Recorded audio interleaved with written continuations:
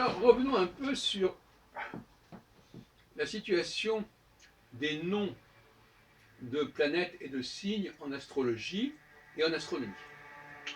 Et d'abord, la question qui se pose, c'est de savoir si ces noms sont de l'ordre de l'astrologie ou de l'astronomie. Grave question que j'ai d'ailleurs posée récemment et qui fait réfléchir. En fin de compte, les astronomes ne savent pas très bien. Ils sont dans une sorte de perplexité par rapport à ça. Qui a jugé bon de donner des noms aux planètes? On pourrait dire, ah ben c'est les astrologues. Pas forcément. Qui a jugé bon de donner des noms aux divisions de l'écliptique? Les astrologues? Pas forcément. Et c'est très important. Parce que si ce ne sont pas les astrologues qui ont donné ces noms, est-ce que les astrologues doivent les utiliser? Autrement que pour désigner, évidemment, ces facteurs, ou ces lieux. Et si ce sont les astrologues qui les ont donnés, ces noms, eh ben ça change pas mal de choses. Et à ce moment-là, l'astronomie véhiculerait une certaine forme d'astrologie par le nom même des planètes et des signes. Voilà. Actuellement se pose vraiment la question de cet aller-retour entre l'astronomie et l'astrologie. Moi, ma position, c'est que c'est une affaire d'astronome. Et une preuve de cela, c'est que le nom des planètes est tout à fait étrange, quelque part.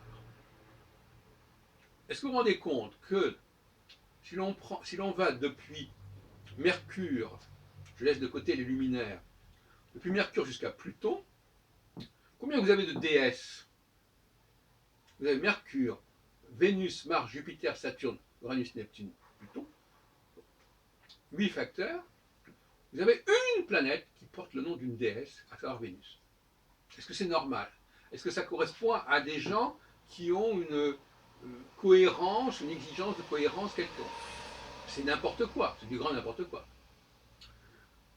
Alors ça a été compensé étrangement en 1801-1804 par Piazzi, le Sicilien, l'astronome sicilien, qui a carrément introduit ces laissés pour compte qu'étaient Cérès, Pallas, Junon et Vesta, pour nommer non pas des planètes, mais des astéroïdes, situés entre Mars et Jupiter.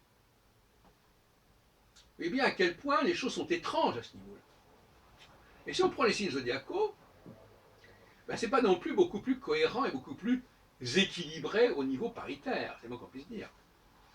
Parce qu'au fond, qu'est-ce qu'il y a de féminin dans tous ces signes zodiacaux? Sinon la Vierge. Parce que Bélier, Taureau, Gémeaux, Cancer, Lion, Balance, la Balance, bon, c'est féminin, mais c'est une façon de parler, c'est un objet. Et en fin de compte, c'est le teneur de Balance, le teneur de la Balance, qui n'est pas forcément une femme. Sans parler du Scorpion, Sagittaire, Capricorne, Verseau, Poisson. Donc, alors on parle de signes masculins et féminins en astrologie, mais le nom même des signes ne comporte qu'un élément extrêmement réduit, congru, au niveau féminin, à savoir la Vierge. Donc d'un côté, au niveau des planètes, vous avez Vénus qui est toute seule, au niveau des signes, vous avez la Vierge qui est toute seule. Ce qui montre bien que finalement, ça n'a aucune importance pour les astronomes. Ce qui est important pour eux, c'est qu'il y avait des noms, qu'on pouvait donner des noms. C'est comme quelqu'un, par exemple, qui voudrait, moi je sais pas, qui a 10 chambres à décorer, et il cherche des motifs pour ces chambres, et puis bon, bah, il choisit à gauche, à droite, une histoire par-ci, une histoire par-là, et puis il fait un motif, il fait une fresque, bon, et puis finalement, voilà, c'est pas un travail systématique, c'est simplement de la décoration, et les astronomes, ils ont fait de la décoration, c'est-à-dire pour se reconnaître, pour ne pas confondre une planète avec une autre, il faut bien lui donner un nom différent, pour ne pas confondre un passage dans un endroit du ciel avec un autre passage dans un autre endroit du ciel, il faut bien lui donner un nom différent, pas plus ni moins. Donc finalement, les astronomes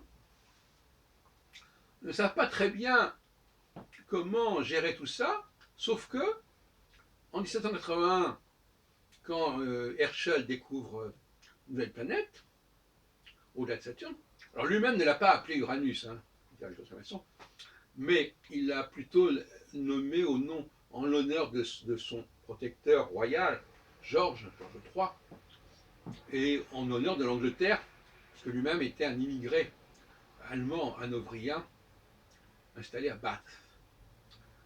Et ce n'est que dans le courant du XIXe siècle que on s'est entendu sur Uranus. Et on avait pourtant imaginé aussi Neptune à l'époque, pour nommer la première planète transsaturnienne. Donc, ils ont joué là-dessus aussi. Il y a une dimension, les astronomes ont une dimension poétique quelque part. Bon.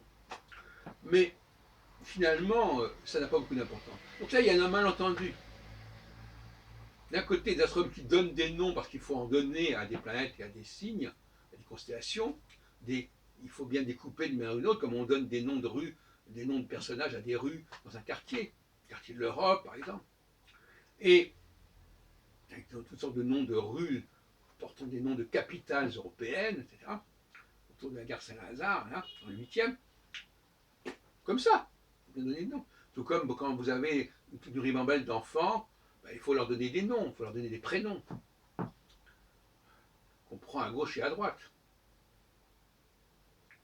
Attali l'autre jour disait que ses parents n'attendaient pas des jumeaux, et donc ils n'avaient pas prévu deux prénoms, et que Jacques a été pris parce que, je sais pas, ça figurait sur un berceau. Donc finalement, ça n'a pas beaucoup d'importance. Les noms qu'on donne aux planètes, ça n'a pas beaucoup d'importance.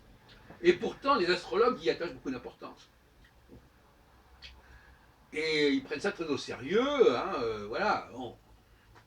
Puisque ces noms existent, et que les astronomes leur ont donné ces noms, c'est pas par hasard, et il faut donc en tirer les conséquences, voilà, etc.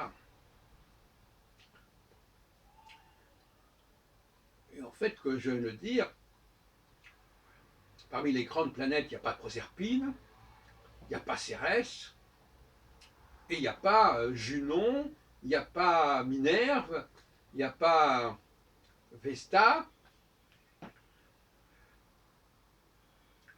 etc. Donc ça montre bien qu'il y a un déséquilibre. Et donc si les astrologues étaient sérieux, ils renommeraient les planètes, ils renommeraient les signes zodiacaux. Mais ils sont obligés de rester avec cette histoire. Et puis alors il y a eu le cas de la lune noire et de Lilith, qui a aussi correspondu, notamment avec Joël de Gravelaine, à une sorte de volonté de rééquilibrer l'astrologie en introduisant une dynamique féminine qui manquait visiblement. Alors on a, au lieu de nommer, de changer le nom d'une planète, on a pris le foyer, le second foyer de l'orbite pour dire la lune noire, et puis on a relié aussi à la mythologie biblique de la Bible, etc., avec la Lilith. Et puis je ne parle pas d'Eris qu'on a rajouté aussi pour les planètes, pour une planète transplutonienne. Sachant que Pluton lui-même a des problèmes à ce niveau-là. Bon, donc finalement, l'équilibre masculin-féminin, il n'est pas du tout respecté en astronomie, et donc pas du tout respecté en astrologie.